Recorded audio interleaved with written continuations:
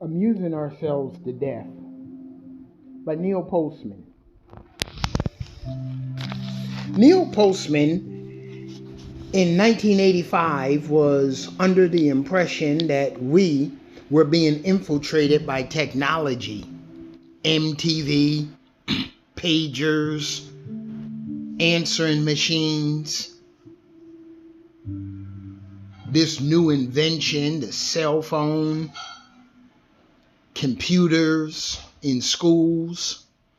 I wonder what would he think some 35 years later if the idea of computers in school and pagers and cell phones and MTV was an issue. I wonder what would he think if we were to tell him just 35 years later those cell phones would be accounted in every house.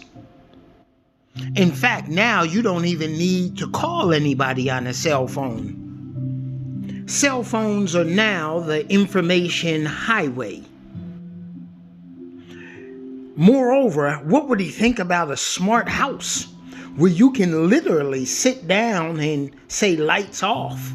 I got to be careful so my lights don't go off. The clapper, clap your hands and lights go on and lights go off. In the new houses or in today, it's very common to find a TV in almost every room. Laptops, tablets. But I guess we would say in every generation there is that idea of apocalyptics in technology.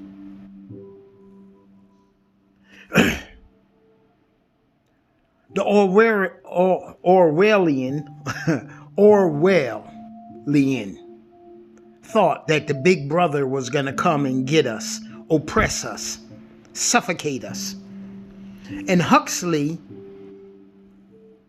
in contrary fashion to that, said, nah, I don't really believe our big brother from another nation is going to come and overwhelm us and oppress us.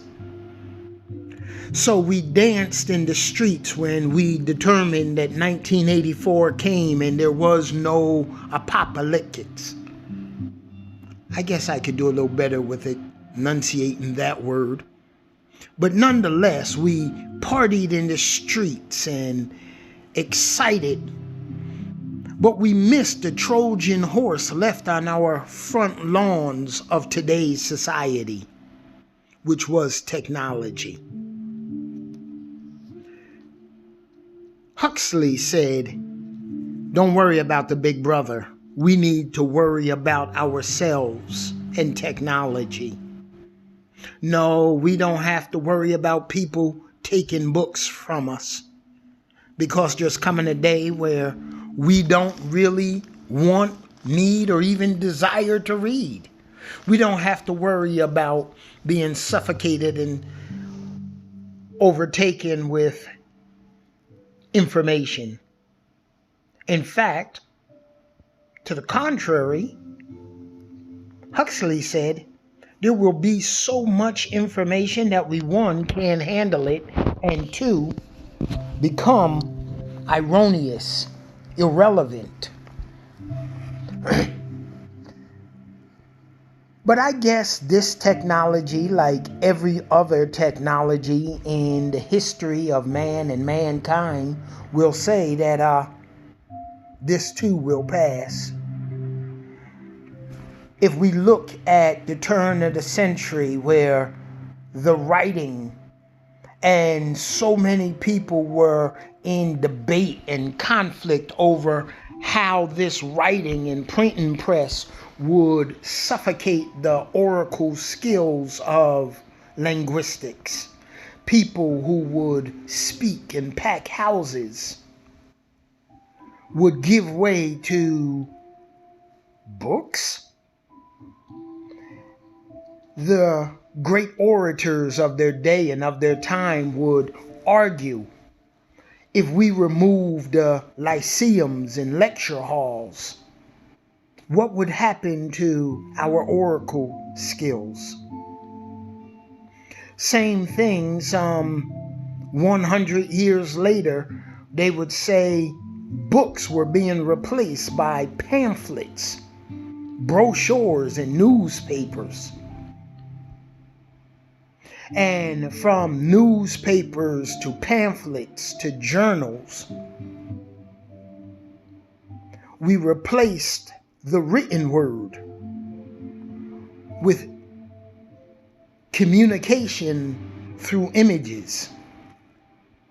I found it quite amusing when I found out that one of the suggestions of being a great presidential candidate was, one, don't allow your makeup man to do your makeup, and two, for Taft to lose 100 pounds. It was quite surprising, actually, and so simplistic that I'm sorry I missed it, where great language and great oratorial skills were replaced. Great speech writing was replaced with image guys. Not what are you saying, but how can you best sell it? With that being said, I guess Huxley may have been more right than Orwell. To think how the great debates with Lincoln would last as much as 7 hours, where he would tell the people who gathered to hear the debates to go home, eat, and come back, and 1,500 people sit for 4 hours before leaving for dinner, and then 1,200 return for another 4 hours of debate.